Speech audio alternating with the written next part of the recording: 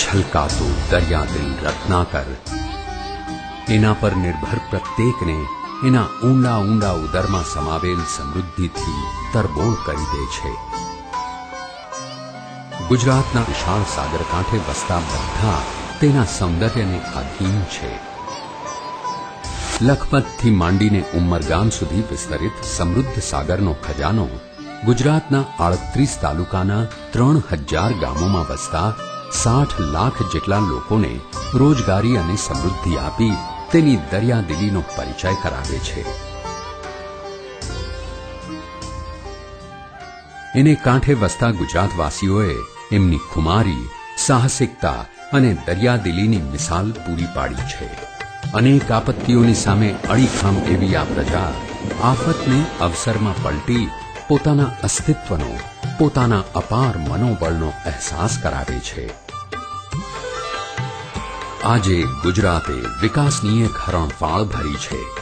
ગુજરાતના ખૂણે ખૂણે એક નવી સમૃદ્ધિની ક્રાંતિની લહેર ફેલાઈ ગઈ છે અને આપણા મુખ્યમંત્રીના આ અભિયાનમાં બધા જોડાયા છે.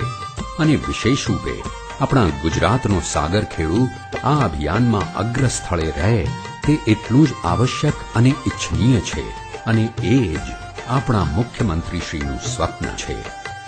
સાગર કાંઠે વસનાર દરિયાકાંઠાનો મજદૂર હોય, માછીમાર હોય, કિસાન હોય, મીઠાનો આગરિયો હોય, ખલાસી હોય, શ્રમજીવી મહિલા હોય કે નવી પેઢીનો તરવરતો યુવાન હોય, આ બધા માટે વિકાસની ચોક્કસ વ્યૂહરચના સાથે આગળ ધપવાની અમારી નેમ છે.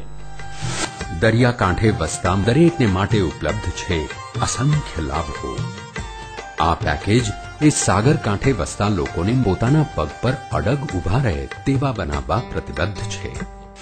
મુખ્યમંત્રીશ્રીએ એક વાતને કેન્દ્ર સ્થાને રાખી છે કે સાગર ખેડૂ સાગર સિવાય કોઈની મદદનો મોહતાજ ન બને. સાગર ખેડૂ સર્વાંગી વિકાસ પેકેજ માટે મુખ્યમંત્રીશ્રીએ 12 મુદ્દાના કાર્યક્રમની યોજના ઘડી છે.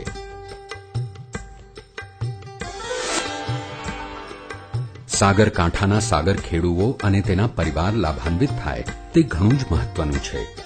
સાગર કાંઠાના 38 તાલુકાઓમાં 621 જેટલા ઔદ્યોગિક પ્રોજેક્ટ રૂપિયા 1,68,000 કરોડના મૂડીરોકાણ સાથે આવનાર છે, જેના કારણે 5,35,000 લોકો રોજગાર મેળવશે. 11મી પંચવર્ષીય યોજનામાં દરેક તાલુકામાં એક આઈટીઆઈ સ્થાપવાનું લક્ષ્ય છે, જેની શરૂઆત આ વર્ષે 3 તાલુકાઓથી થઈ છે. કલ્યાણપુર, જામનગર અને મુન્દ્રામાં 1,248 બેઠકોની સુવિધા સાથે થઈ છે. આવનાર ઉદ્યોગ ગૃહો પણ પબ્લિક પ્રાઇવેટ કે પાર્ટનરશિપ દ્વારા આઈટીઆઈ શરૂ કરે તેવા પ્રયત્નો કરવામાં આવશે. ગુજરાતના સાગરકાંઠાના વિસ્તારમાં થઈ રહેલ ઔદ્યોગિક ક્ષેત્રના વિકાસને ધ્યાનમાં રાખી અર્ધશિક્ષિતોને ટૂંકા ગાળાની વ્યવસાયલક્ષી તાલીમ થકી રોજગારીની તકો મળે તે હેતુથી 18 ઔદ્યોગિક તાલીમ સંસ્થાઓમાં 14 વ્યવસાયોમાં 1,500 જેટલા તાલીમાર્થીઓ તાલીમ મેળવી શકે તે રીતનું આયોજન કરવામાં આવેલ છે. મરીન ટેકનિશિયનના ખાસ વર્ગો તેમજ મરીન એન્જિનિયરિંગનો અભ્યાસક્રમ શરૂ કરવામાં આવશે. તેમજ ઉચ્ચ શિક્ષણ માટે સ્વનિર્ભર કોલેજોને પ્રોત્સાહન આપવામાં આવશે. સાગરકાંઠાની સહેલગાહ અને વોટર સ્પોર્ટ્સ તેમજ એડવેન્ચર ટુરિઝમ દ્વારા નવી રોજગારીની તકો ઉપલબ્ધ થાય તે માટે કૌશલ્ય નિર્માણ કરવું તેમજ માળખાકીય સુવિધાઓ ઊભી કરવી. સાગર ખેડૂ સર્વાંગી વિકાસ પેકેજમાં આ વિસ્તારના યુવાનોને રોજગારી મળે તે પ્રાથમિકતા છે.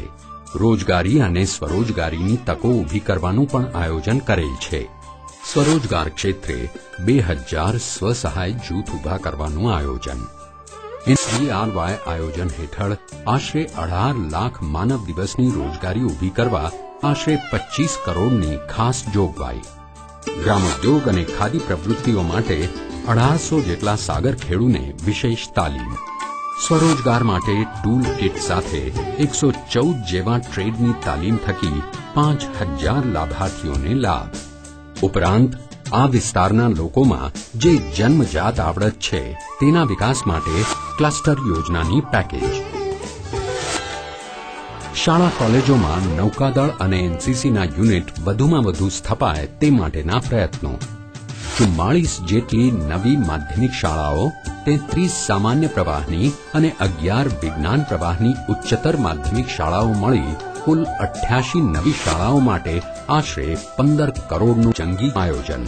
ધોરણ 12 પાસ કરતા વિદ્યાર્થીઓને યાંત્રિક શિક્ષણની સુવિધાઓ નજીકમાં ઉપલબ્ધ થાય તે માટે પ્રથમ તબક્કે 8 નવી પોલિટેકનિકનું ₹172 કરોડ 48 લાખના જંગી ખર્ચે શરૂ કરવાનું આયોજન છે. ઉચ્ચ શિક્ષણની જરૂરિયાતને પહોંચી વળવા માટે સ્વૈચ્છિક કે ખાનગી ક્ષેત્રે ઊભી થનાર શૈક્ષણિક સંસ્થાઓને રાજ્ય સરકાર તરફથી વિશેષ પ્રોત્સાહન આપવામાં આવશે. દરિયાની જમીન અને હવામાનના કારણે આ વિસ્તારમાં મેલેરિયા, ચામડીના રોગો તથા ક્લોરોસિસની વિશિષ્ટ સમસ્યાઓ છે. સાગર ખેડૂની રોગ પ્રતિકારક શક્તિ વધે તે માટે વસ્તીના ધોરણ પ્રમાણે CHC PACનું નિર્માણ.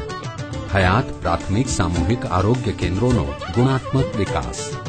સાગર ખેડૂ કુટુંબોની ગર્ભવતી સ્ત્રીઓ, ધાત્રી માતાઓ અને 6 વર્ષ સુધીના બાળ શિશુઓને કુપોષણથી નિવારવાની યોજનાને વધુ ઘનિષ્ઠ અને વધુ અસરકારક બનાવાશે.